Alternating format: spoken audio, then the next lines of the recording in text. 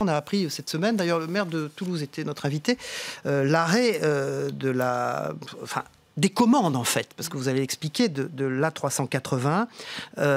Est-ce un échec de l'industrie européenne ? Je pense que ce n'est pas du tout un échec. l'A380, c'est un très beau succès. C'est un avion qui est très apprécié par les compagnies qui les ont achetés, par ceux qui utilisent cet avion.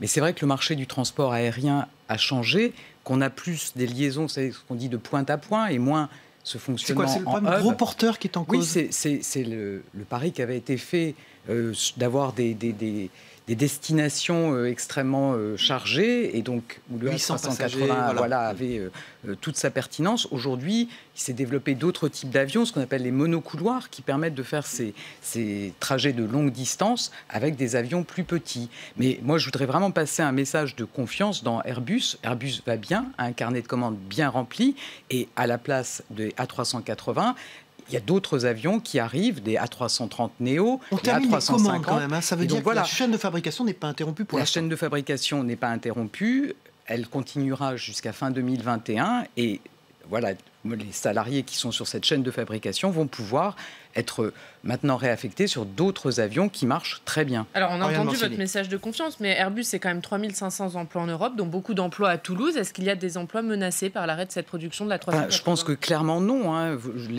Cet avion s'arrête, mais d'autres avions marchent très bien, et en particulier Emirates, qui a revu à la baisse sa commande de A380, a dans le même temps annoncé des commandes très importantes sur justement le A330 Neo et l'A350 qui est un nouvel avion qui va certainement avoir un succès aussi important que les A320, A330 qui marchent très très bien. Emmanuel Macron a présenté mercredi soir un plan justement pour encourager la voiture électrique. Alors la voiture électrique aujourd'hui c'est 2% des immatriculations, environ c'est ça, 200 000 véhicules. Votre ambition c'est 1 million d'ici 2022. Est-ce que cet objectif pourrait être atteint ?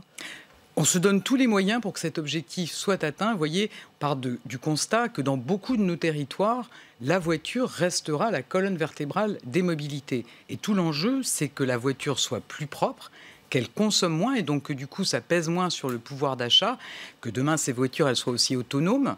Et donc, c'est tout l'enjeu et toute la démarche qu'on a lancée. Donc, il y a à la fois cet objectif de multiplier par 5 les ventes de voitures électriques. Dans l'année, on donnera la trajectoire de bonus pour soutenir ces voitures. C'est aussi le développement de toutes les bornes de recharge. Vous savez qu'on a aussi l'objectif de multiplier par 5 les bornes de recharge. Et pour ça, dans la loi mobilité, on a des dispositions qui permettront de diviser par 2 les coûts de raccordement de ces bornes électriques. On va aussi raccourcir les délais, faire un véritable droit à la prise. Permettre là aussi, il y a une concurrence chinoise, puisque le marché des batteries pour les voitures électriques il est dominé par l'Asie. Emmanuel Macron parle d'un Airbus de la batterie. Qu'est-ce que ça veut dire ? Est-ce qu'il a une chance de voir le jour ? On travaille avec nos partenaires allemands pour lancer un champion européen dans la batterie. Vous avez vu qu'on a annoncé qu'on allait mettre 700 millions d'euros pour développer cette filière de batterie. Et c'est sur 5 ans, très 700 millions d'euros sur 5 ans. Vous comprenez que les Français, à qui on a dit pendant des années que le diesel, c'était la solution, qu'il fallait acheter des véhicules diesel, aujourd'hui, soient en colère. Et puis d'autre part, il y a les salariés, effectivement, de ces entreprises qui travaillent sur le diesel, et bien, qui s'inquiètent pour leur emploi. Alors, je le comprends très bien. Vous savez, moi, j'ai participé à des débats où j'ai effectivement entendu les Français qui disent « Vous nous avez poussé à acheter des diesel, maintenant vous nous dites que ça ne va pas ». Ça veut dire qu'il faut vraiment accompagner ces transitions. C'est pour ça qu'on a, par exemple, mis en place une prime à la conversion, qu'on a renforcée, qui est de 4 000 € pour ceux qui roulent beaucoup. Donc il faut accompagner ces transitions, aider les Français à changer de voiture. Et évidemment, il faut aussi accompagner les sites industriels qui sont concernés, accompagner aussi la reconversion des salariés. Lyon-Turin. Oui, un Lyon-Turin, un autre sujet, puisque un rapport italien torpille le Lyon-Turin, projet de liaison ferroviaire. Ce rapport italien, d'experts italiens, dit que le projet n'est pas rentable. Est-ce qu'aujourd'hui, le Lyon-Turin est enterré ? Clairement pas. Vous savez, c'est un projet très important. Si je vous cite un chiffre, aujourd'hui, dans les échanges, les transports de marchandises entre la France et l'Italie, le ferroviaire, c'est 8%. entre l'Italie et la Suisse, c'est 70%.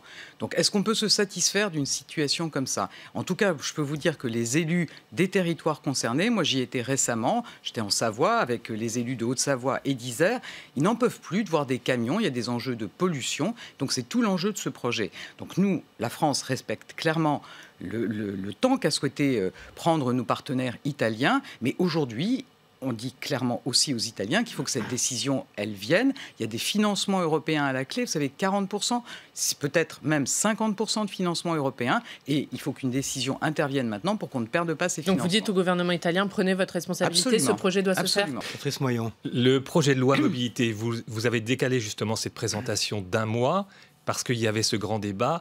Qu'est-ce que vous attendez justement autour de ces questions de mobilité? Qu'est-ce qui remonte du terrain?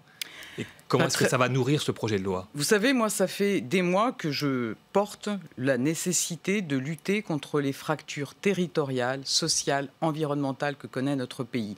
C'est le sens de la réorientation, par exemple, des investissements qu'on va maintenant consacrer à l'entretien, à la régénération des réseaux, au désenclavement routier des territoires qui sont encore mal desservis, à la désaturation aussi, à la capacité à offrir plus de trains autour des grandes villes.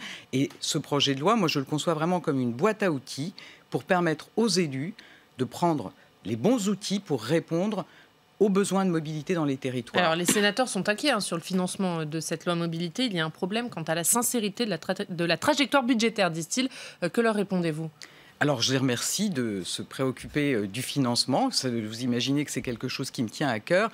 En fait, il y a 2 sujets. Il y a un sujet conjoncturel sur l'année 2019, parce qu'une partie des ressources pour financer les infrastructures de transport, ce sont les amendes radars. Donc, effectivement, il y a eu beaucoup de dégradation sur les radars. Donc, il faut qu'on trouve une solution pour 2019 pour tenir nos engagements. Combien manque-t-il ? Honnêtement, on ne sait pas aujourd'hui combien il va manquer de recettes radars à la fin de l'année. Donc, mais clairement, il faut s'assurer qu'on aura bien les ressources nécessaires pour tenir nos engagements en 2019. Sur ces amendes radars, le sénateur Hervé Maurey parle d'un doublement des amendes radars. Il y a une passe d'armes entre vous et lui lors de votre audition en commission. Qu'est-ce que vous lui dites ? Moi, je lui dis qu'effectivement, il fait état d'un document de Bercy. Moi, je ne le connais pas. Vous voyez, je ne peux pas commenter tous les documents que tous les fonctionnaires de Bercy peuvent imaginer. On a des recettes radars qui sont une partie des ressources de l'AFITF.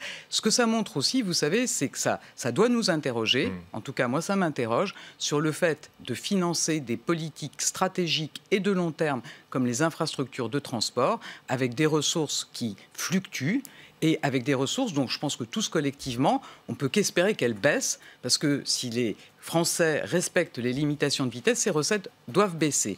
Donc moi, je pense que c'est important, et on va y travailler, d'avoir ces ressources pérennes pour financer nos infrastructures qui sont essentielles pour répondre aux problèmes qu'expriment les Français. Parce combien de temps il va falloir pour les remettre tous? Parce qu'on circule tous sur les routes de France ou à Paris, ils sont vraiment tous endommagés. C'est quoi les délais réels? C'est le ministère de l'Intérieur qui gère ça. Je pense que ce qui est important, c'est de se dire que ces radars, ils sont là pour inciter et même... Donc il n'y a pas de ça, les Français... Vous ne savez pas combien de temps ça va prendre? Le ministère de l'Intérieur va déployer certainement des nouveaux radars. Ce que je veux dire, c'est qu'aujourd'hui, ce qu'on voit, c'est qu'il y a une très forte augmentation des excès de vitesse. Et il faut quand même avoir en tête que derrière ces excès de vitesse, c'est de la violence routière, c'est des blessés, c'est des décès. Donc effectivement, il y a un enjeu important. À l'origine de la crise des Gilets jaunes, il y a évidemment la taxe carbone. Il y a une tribune qui a été signée par 86 députés de tous bords qui justement plaide pour une fiscalité carbone juste socialement. Est-ce que finalement, cette taxe carbone, elle ne va pas revenir sur la table ? Je pense que le président de la République nous a mis en garde. Le début de la crise, alors c'est des sujets très profonds, mais ce qui a cristallisé, c'est une augmentation des impôts. Donc je pense qu'il faut qu'on n'ait pas en tête qu'on va sortir de la crise en annonçant des augmentations d'impôts. Maintenant, dans le débat, il y a la fiscalité écologique, la transition écologique, donc c'est logique que ces sujets viennent aussi dans le débat.